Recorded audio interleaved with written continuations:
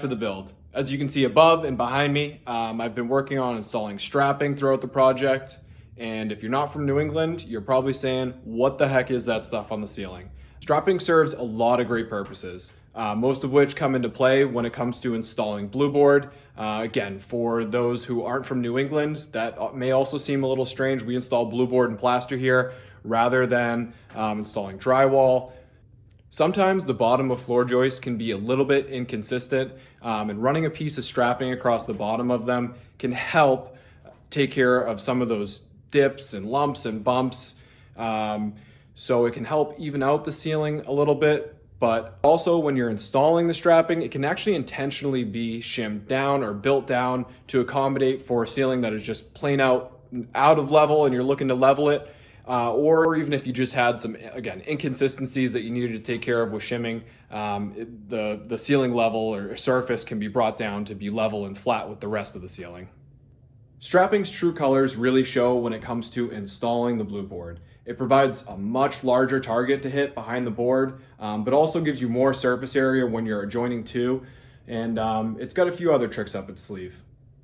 Strapping can actually benefit the framers that put it in the first place. After all the structural components are complete, you can actually utilize the strapping for partition walls like this behind me. Instead of having to block out in between these widely spaced joists, rafters in this case, you can use it to stand up any partition walls. If you're curious about these partition walls and closets behind me, I did 2 floors and do have a video coming out soon, so make sure you subscribe and stick around to see that. Strapping can also provide a really great chase. Mostly utilized by electricians, it just avoids having to drill through joists and rafters. Plumbers can also squeak some small stuff in there, some small 1/2-inch piping, but let's get to some of the install. Strapping is a rather thin and flat piece of material. Nominally, it's a 1x3, but its actual dimensions are 3/4 by 2.5. When it comes to fastener type, you do have to be quite selective and must use a deformed fastener. In my case, I'm using a 2-inch ring shank nail. So I'm currently working in our living room and dining room area here. It's a very long room, and the longest you can buy strapping in is a 16-foot length. So in this room, we surpass that, and we're gonna have some butt joints in our strapping. Doing my best to offset those joints. I'm trying to not have them all end on one joint that may lead to some cracking in the future in the wall surface and the ceiling surface. So the joists above me here only measure 1.5 inches. To me, that's not enough to join 2 pieces of strapping at. So basically what I'm doing is taking an additional piece of scrap lumber and just tacking it up right to the side of that joist, and then that allows a spot for full bearing of a piece of strapping on 1.5 inches, and then the scrap block is 2 or 1.5 inches wide, so that's given us another full bearing point for the strapping to be secured to.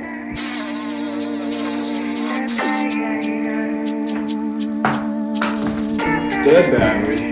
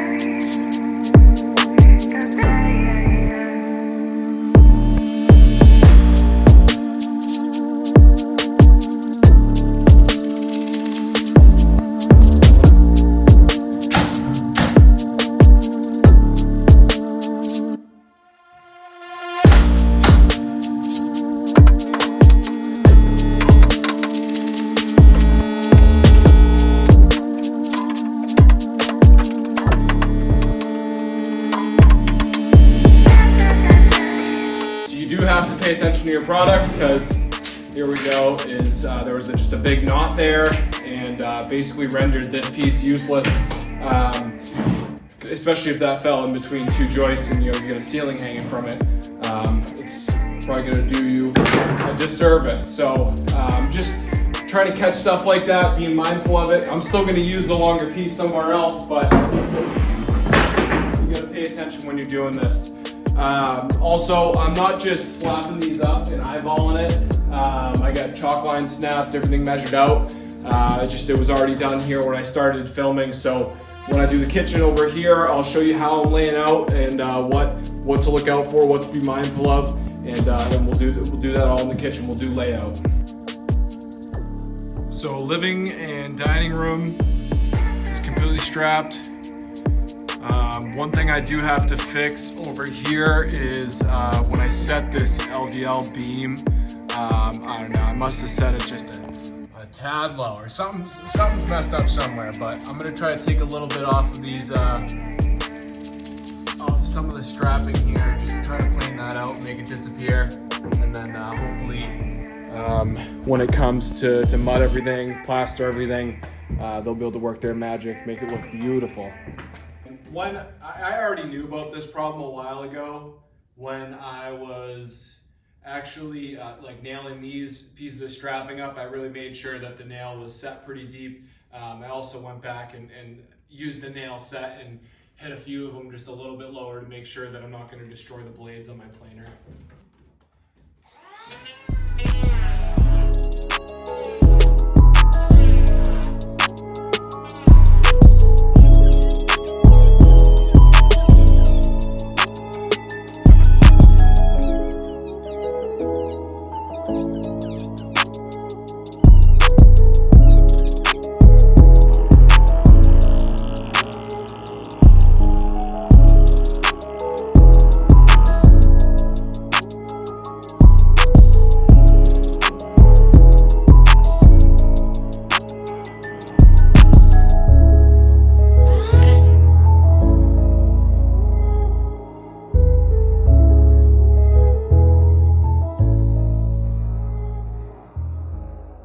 So moved on to the kitchen here, and as promised, we're gonna go over how I'm laying this out.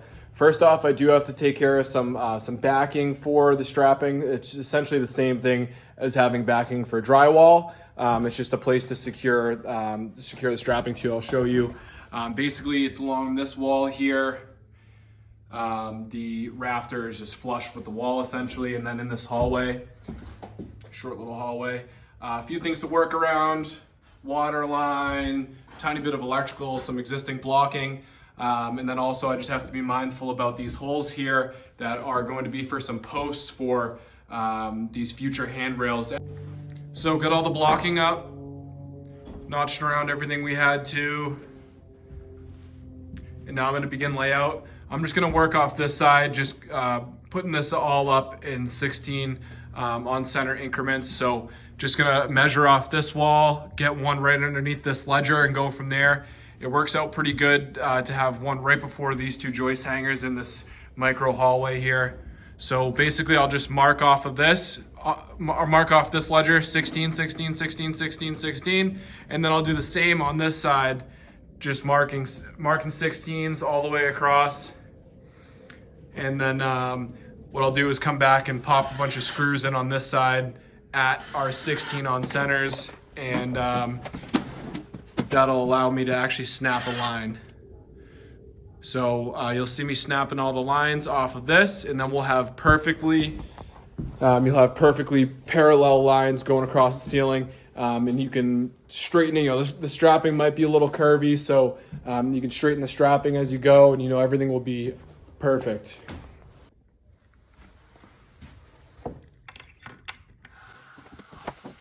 Just go right to my line on the other side, and I'll snap it from there.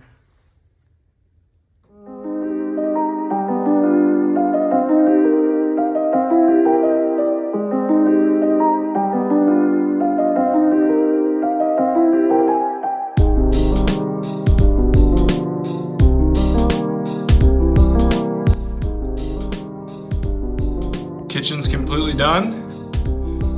Everything went as planned. Now we'll just be moving on to the bathroom over here. Squeeze through this bay. So yeah, we just got the ceiling. Basically, similar deal here. Just some backing. Strap this bitch out, and then we'll be done on this floor. Okay, I'm gonna do vanity right there. Wall mount the toilet, tub, nice big niche, and then laundry over here, washer and dryer. Should be a pretty nice little bath.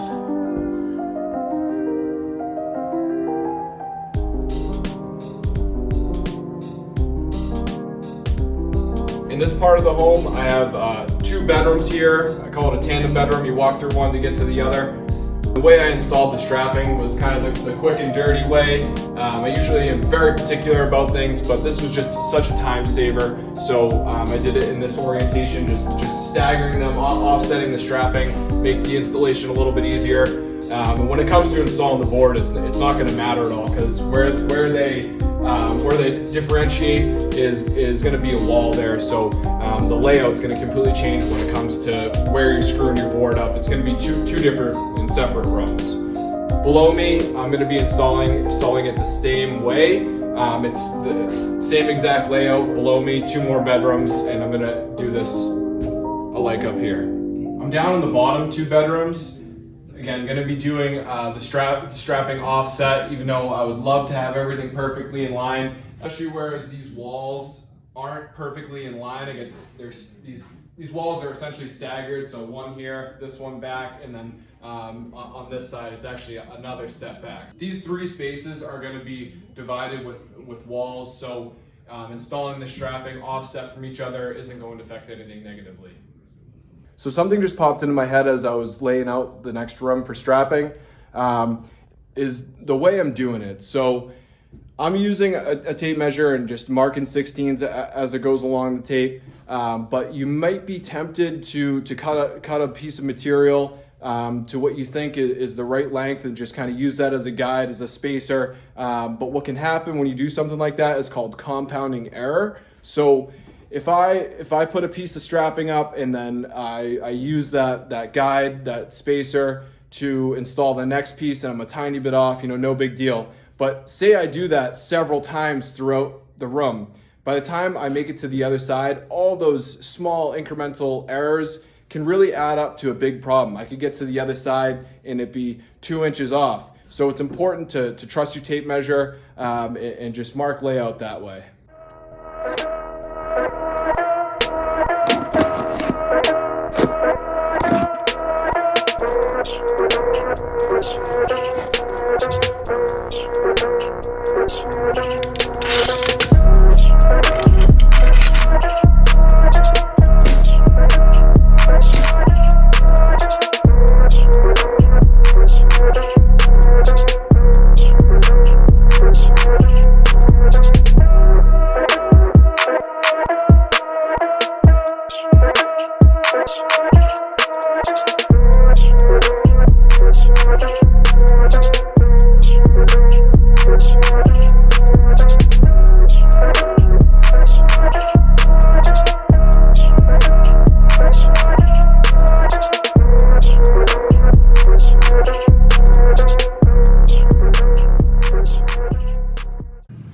So there has been a few circumstances where I have to run a piece of strapping directly over a hanger.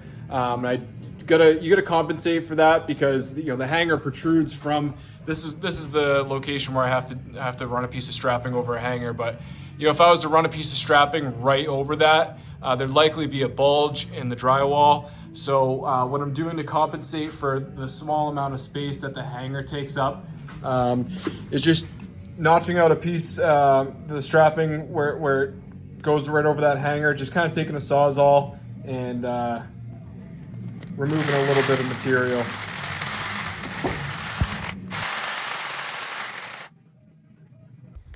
So as you can see behind me, I have all the strapping done on this floor, as well as this floor. If you're wondering what all that white stuff is, check out my previous video. It's my alternative to a spray foam installation, so check that out. It's killing me to see these all staggered and almost seem completely at random.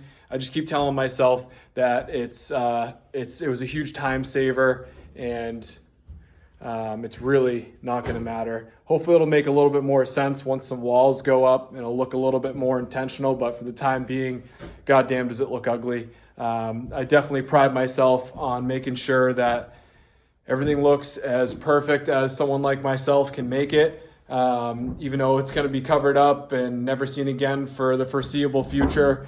So only thing I have left is doing some blocking in between. Here's an example of it right there. May not be something that you run into on like a new construction situation, but clearly this is a remodel. This building was balloon framed for the most part. So if there was a gap here, if that piece wasn't there, that's a great, terrible example because it's over a door, but say that piece wasn't there, air would be able to flow in between that.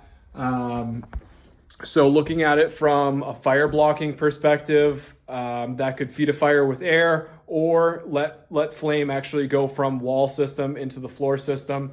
So additionally, putting that blocking up there can really help with pests. Hopefully I never have a mouse problem, but that allows basically free range for mice to go from walls into ceilings and really give them access to the whole home. So filling in those pieces in between pieces of strapping, a lot of them are the same distance apart. So I set up a stop block here. I'm just going to be cranking out a bunch of 13.25-inch pieces to fit in between there. So doing it like this, I'm going to be cutting 2 pieces at a time, and I don't have to take out my tape measure, mark anything, nothing. So this should go pretty quick.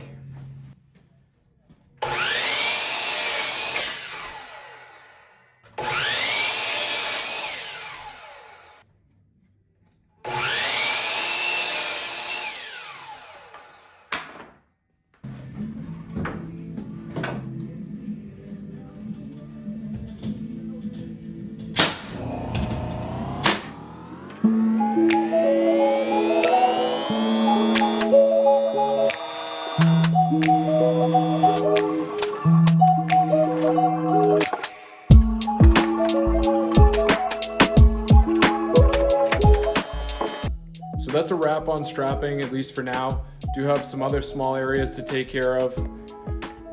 Like inside this, I got like a little area for plumbing and clothes off. I just want to build a wall first. And upstairs, I just have some duct work to put in, get this furnace up and operational. So just got to duct this guy in. And then I'll be able to strap all up here. Again, if you're interested about this insulation, just take a look at the last video. Definitely different. Definitely saved me some money as well. And to me, there's a few benefits of going this way and installing foam board. So from here, just got some interior walls to frame out. Gonna do the bedrooms in here, frame out those walls, and basically the same thing downstairs. I'm getting towards the end of the rough process of this building. Got a little bit left, still got electrical on the agenda, a little bit of gas work, the duct work as I mentioned, HVAC duct work, and insulation, inspections, and we'll be boarding this place up, be able to finally start making it look pretty. So stick around, a lot of great content to come. Hopefully I'm doing a good job portraying it to you, so hit that subscribe button, and I'll see you again soon.